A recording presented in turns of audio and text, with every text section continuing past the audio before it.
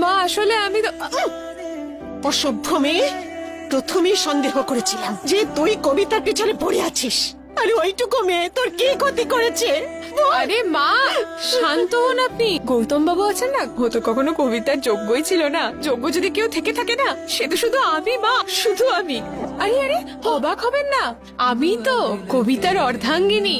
এই এই মঙ্গলসূত্রটা দেখছেন না, এটা ও পরিয়েছে আমাকে। আর এই যে সিঁথিতে সিঁদুর, কবিতায় এই সিঁথিটা ভরিয়েছে।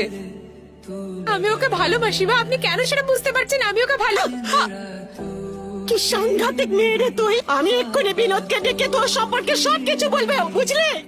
মা আমার কথাটা তো শুনুন। দেখ আমি তোর কি হাল করতে পারি। আপনি আমার কি ক্ষতি করবেন? এবার আমি আপনার সাথে যা করব সেটা দেখার জন্য আপনি বেঁচেও থাকবেন না।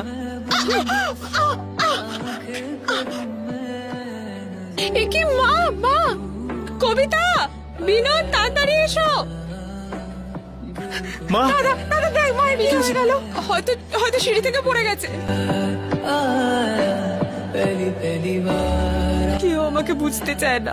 আমি বুঝবো তোমায়, বলো কি হয়েছে। আমি জানতাম তুমি ছাড়া না এই পৃথিবীতে আমার আর কেউ নেই। এই জন্যই তো ভগবান আমাদেরকে এক করেছেন, আমাদের দুজনের বিয়ে হয়েছে। এটা কি বলছো তুমি?